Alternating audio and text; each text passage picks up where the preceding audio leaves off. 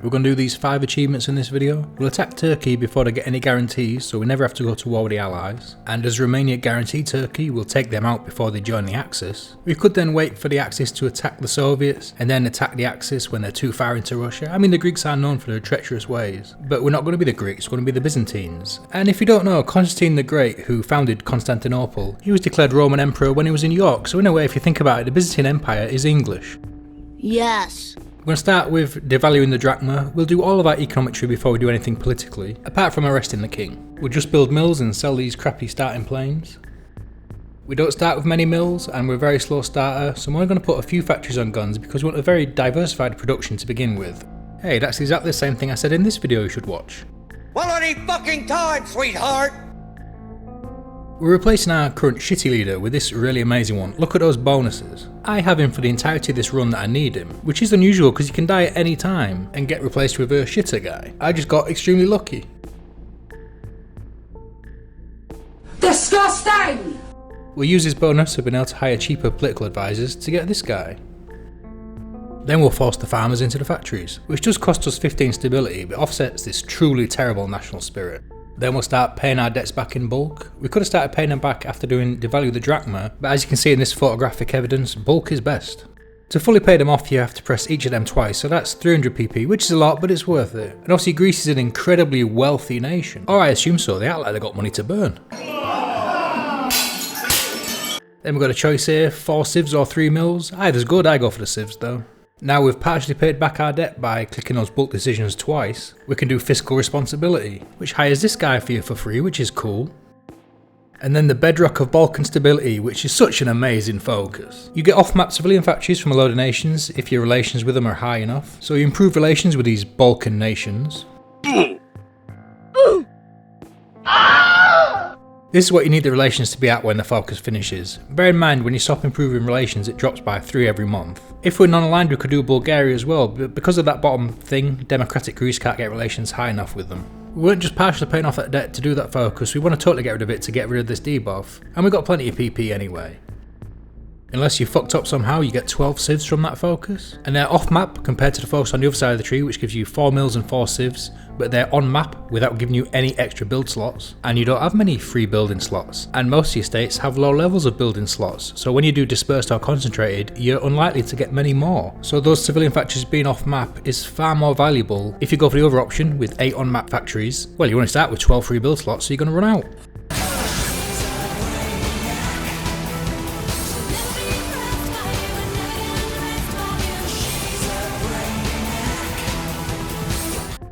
What the fuck was that? The video was Techno Viking, the song was She's a Brainiac by Spray, and it was just me gloating how smart I am. We'll do encourage tourism now for these good bonuses. They are removed when we go to war, but that's a bit of a way off yet. And the focus on the other side just gives us partial more, but you can just pay for that if you wanted. I go for rejuvenating Athens now for 2 civs 1 mil 1 build slot. Alternatively, you could go for making use of our islands for 2 civs 1 dockyard 2 build slots. Or clear the slums for 5 build slots 66,750 men. Bloody hell, that was a bit of a mouthful.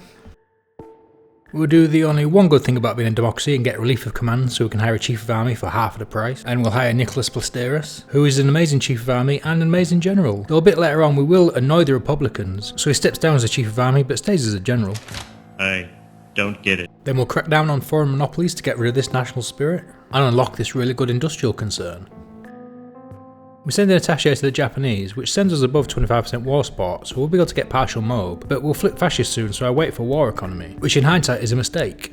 We'll get our 4th research slot, then it's over to the political tree. Greece starts on Grand Battle Plan, and that's what we'd have gone with anyway, so while we're democratic and have relief of command, we'll hire this guy for half the price. This focus gives you some PP, which is cool, and returns a load of good generals for you, which is nice. These top 3 are amazing. As is Saros, because of the traits he has. If you want to know more about why he's good, you could watch this video. Wipe that stupid looking grin off your face! This one gives us 10 stability, makes the communists hate us and the monarchists love us.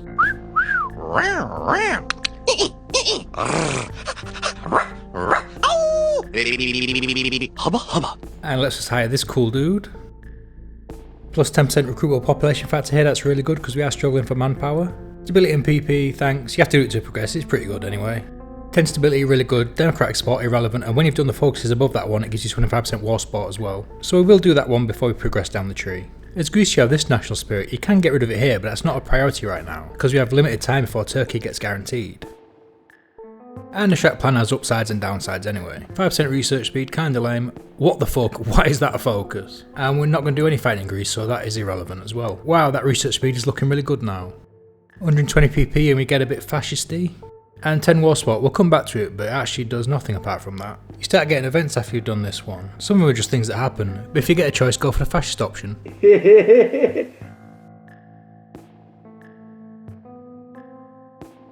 We'll invite all of the original gang. France and the UK have been arseholes about it though, and they don't turn up, so instead of resurrecting the Magali idea, we're bypassing it. Which was this, and it seems completely reasonable to me. Really? We'll go and do the horror and fear focus, and upon completion of that focus, we'll automatically be at war with Turkey. We do have plenty of equipment, but we are missing men. It will start coming in, but we have to go fascist first. If you want to know what those references to support equipment are, you should watch these videos. That's enough internet for me today. I am going to wash myself with holy water. We'll do a double-pronged naval invasion at this port down here. We've got a small force up on the border in Thrace, and we'll guard the Aegean Islands, and then the fascists launch a coup. If you see how much PP I had, I should have gone to partial mob earlier. Plasteris is gone, so we'll hire Solokoglu. We'll get war economy and extensive conscription, and we'll befriend the communists for the 15% recruitable population factor, which gives us this, which is obviously amazing, and there's another 5% a bit later on. I hired this guy because we have very little fascist support, which affects our stability. But if I hadn't, we'd have stayed above 50% democratic support, which means this national referendum option would have been there the whole time. So after these 5 achievements, I could have done this one as well, because Greater Greece is simply the democratic version of the Byzantine Empire. But I didn't think, because I never do.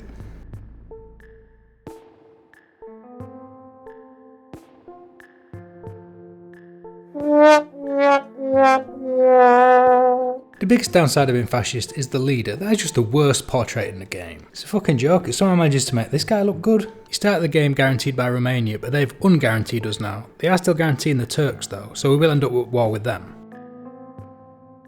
Why don't you fuck off? With that focus complete, we're at war. We'll go down and do this focus so we can actually become the Byzantines, and it has good effects as well. Those 12 unassigned divisions there, they're waiting on manpower, so they're not too much use now. However, when we call Turkey, we'll have plenty of manpower, so I'm just going to chuck them in. And then Venizelos passes away, and that's just, well, he had to die at some point, and it was just after you got rid of him. That's absolutely amazing. Like I said, those 12 divisions, they're not too much use for fighting. They've got about 50% stats, but they can hold the line just fine. And once we've crossed the Bosporus, it's basically over. Though you do have to take a shitload of Turkey for them to cap. We can cut their army in half and kill everything in the west and then just go east with no resistance. They've lost far too much and there's no way they can recover from that. And Turkey's dealt with. There's still Romania to deal with though. While I was at war, I did this focus, which has some really powerful effects. But to carry on down the Byzantine path, I'd have had to have killed Turkey and I was a bit too slow. So I got rid of the Shacked plan, and like I said, there are ups and downs to it. That minus 25% consumer goods gives us more civs to use, but an extra 30% resources to market is a lot. So we click that button and we get these 2 achievements. And then we'll set out to beat Romania. We could of course justify in Bulgaria and go through them like that, and that's probably the smarter thing to do. And when I unpause the game, that's when we get those cores in Turkey, and with it an extra 23 factories, and 500,000 manpower, and a really cool flag. And I can go finish the Byzantine focus tree now. And you've got your 50 research slot, 15% stability, 15% war support, 5% recruitable population factor, and the ability to call more places if you hold them. What's left in the focus tree ain't super interesting. There's some resources there, and some really good buffs in the focus beneath it. On the military side of the tree, 0.5% recruitable is really good, as is organisation and recovery rate. We'll start making planes later on. To be honest, we leave it way too late, but that focus is really good. But the thing about Greece and planes though... So, let's not take the piss here. I certainly wasn't. Well, I think you are. And the first one's really good as well, not for the focus, but for the decisions that come with it. 5% attack and 15% defence if you go to war against those majors. The only other interesting focus is this if you kept the Shacked plan, which would change the effect it had from this to this.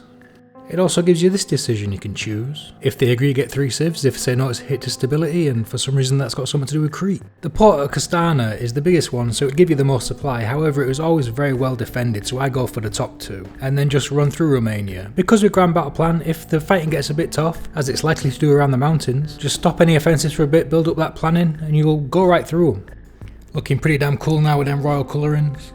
Here are the decisions we can use to call more territories. They all require war with the Allies, Axis or both. We are very powerful even if we can never core any of them though. We will give the Soviets Bessarabia to avoid a 2-front war because Italy's going to start doing the focus to justify on us 2 days later.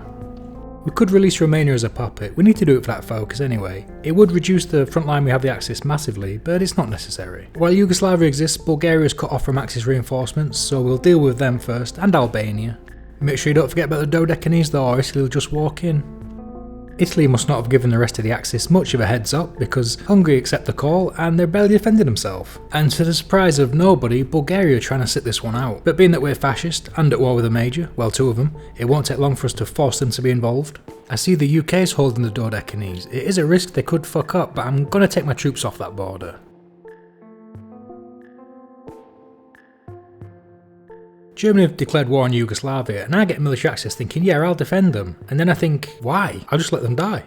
I definitely should have started researching planes considerably earlier, or just not bothered. Because we're not going to have them out in any kind of number to make any difference in the war against the Axis, and by the time we've got the Axis industry, it'll make no difference having them or not when we're taking on the Soviets. So I guess that's number 147 on the dumb things I've done.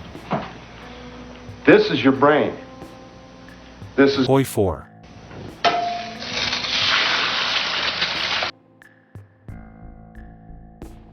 That's Albania liberated while being at war with Italy. Sure, they kick us out 2 hours later, but it don't make a difference. We're running up against some mountainous terrains. I'm retarded?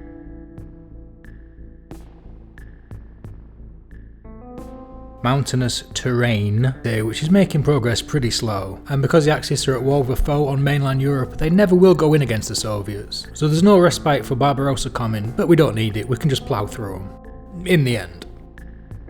You can see the difference now when you get past those mountain ranges, the progress is much more rapid. Oh, and look at Denmark wanting to be friends. Oh, watch out, Neil. Oh, don't do that. Oh, thumbs up, friend. Oh, weird old inappropriate friend. Italy have to split their troops because the UK has invaded Sicily, so they're on a timer now. And Benito's been deposed and there's a civil war and they're the Germans' puppet? No, that was me testing you, they're my puppet. Benito's controlling a hell of a lot of the peninsula since they had the Civil War. I've never seen him have so much territory. Sure, the UK went in Sicily and took a bit of southern Italy, but there's no way they've done enough damage to get that kind of war score. Shooting down planes and sinking ships is far too overweighted. Oh, Mussolini managed to hang around longer than Hitler did. I give my puppet Italy the rest of Italy just because it's cheaper to do it that way. I take a load of states along the border with the Soviets to make attacking them easier. And Bulgaria for this achievement. You need all the core states in the Balkans to be able to core it, and because we gave away Bessarabia, it doesn't matter that we're letting Italy have Albania for now. We'd rather Italy be a bit bigger so we can build them down because we want rid of them as quick as possible. They are our puppet now, which we need for this achievement, but we don't want them to be our puppet because of this focus where they'll ask us for their freedom. So obviously we'd say no, and sometimes they'll suck it up and say that's fine, but other times they'll declare war on you. You should know your role and shut your mouth! We lost access to the Rheinmetall MIO when we went to war with Germany, but now they're done we can stick it back on. When you're at war with Germany, it will show that you can upgrade that equipment, but if you do click to upgrade it, it will just get rid of all the traits you've stuck on. So we'll get Italy annexed and cored, and you see from the number of factories you have there, you get more from an integrated puppet than you do an annexed state without any compliance. I mean, we're going to call them so it's irrelevant, but it's something to think about for the future. It did take a few days for the Italian manpower to come in, but look at us now. And we're now in control of Bessarabia. It is entirely unnecessary, but we'll call that stuff as well.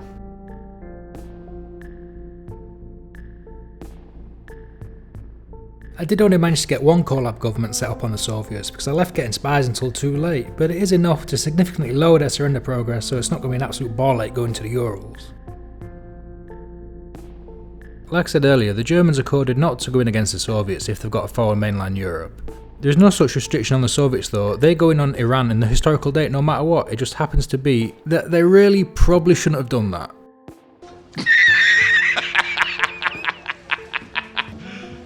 You serious? Damn, the Soviets go in last 1 week at war with Iran and they're dead. With all that fighting, the generals turned out absolutely mad. So I'll release Romania, Italy and Russia and that's the Byzantine achievements done. I'll do a Bulgaria run for the next video to complete the Battle for the Bosporus DLC, the best DLC the game has ever had.